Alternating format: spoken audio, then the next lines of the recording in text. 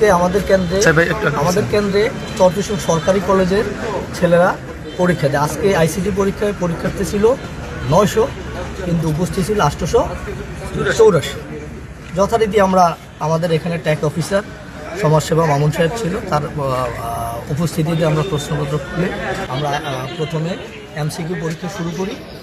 এমসিকিউর সাথে সাথে কিছু পোলাপাইন টিচারদের সাথে বেয়াদবি আচরণ করে যে তাদের এমসিকিউ কমন করে নেয়, তাদেরকে দেখাদেখি করতে দিতে হবে।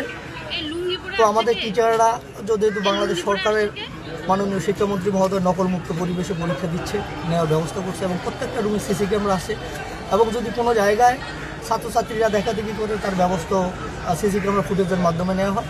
এজন্য আমরা সরকারের নীতি নিয়ম মেনে আমরা যথারীতি পরীক্ষা শুরু করি। পরীক্ষা এমসিকিউ শেষ হওয়ার পরে যখন আমরা রিটেন পরীক্ষা দিই, এর প্রশ্ন দেওয়ার পরে পোলাপাইন আমাদের টিচারদেরকে সাথে তারা কটূক্ত আচরণ করে, অশালীন আচরণ করে, এবং বিশেষ করে 304 নাম্বার রুমে আমাদের টিচারদের সাথে অসভ্য আচরণ করার সাথে সাথে আমরা খবর পেয়ে আমাদের ট্যাগ অফিসার মামুন সাহেব আমি ওখানে গিয়ে তাদেরকে নিবৃত্ত করার চেষ্টা করি এবং বলতে থাকি যে তোমরা লেখাপড়া করে পরীক্ষাটা, সরকার তোমাদেরকে নকল করার কোনো সুযোগ যেহেতু নাই, সুতরাং আমরা নকল করার সুযোগ দিতে পারবো না।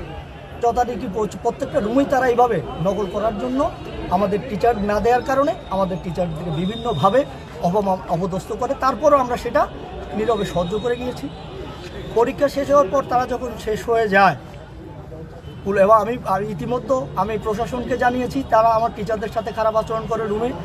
টিউনো মহোদয়কে জানিয়েছি, ওসি সাহেবকে জানিয়েছি, আমি বোর্ড চেয়ারম্যানকে ফোন দিয়েছি, আমি পরীক্ষা নিয়ন্ত্রককে ফোন দিয়েছি, বরিশাল বোর্ড, এবং আমরা ওসি মহোদয়ের সহযোগিতায় পরীক্ষা শেষ হওয়ার পর সব ছাত্রছাত্রীরা যখন চলে বাহিরে গিয়েই তারা ওখানে নকল করতে দেয় না, এই কারণে তারা মিছিল করে এবং আমার গেট মেইন গেট লাথি মেরে ভাঙচুর করার চেষ্টা করে।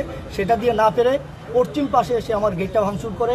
এখানেও প্রচুর ইট পাটকেল ছুঁড়ে এবং অনেক পথচারী আহত হয় যারা হাসপাতালে চিকিৎসাধীন ছিল। এমনকি আমাদের কলেজের ম্যানেজিং কমিটির সম্মানিত সভাপতি শিকদার হুমায়ুন কবির সাহেব তাদের ইটের আঘাতে পায়ে আহত হয়েছে, এবং এরপরে তারা দক্ষিণ পাশে গিয়ে ভাইয়া ভেঙে এবং তাদের এসএসের লাঠি সোটা নিয়ে আমাদেরকে মারতে আর, এবং আমাদের পরীক্ষা নিয়ন্ত্রণ কক্ষ যেখানে আমরা পেপার রাখছি সেই পেপার লুট করার জন্য তারা অনেক একত্র হয়ে তারা লুট করার জন্য আমরা জীবন বাজি রেখে হলো আমরা পেপারগুলো আমরা সংরক্ষণ করি।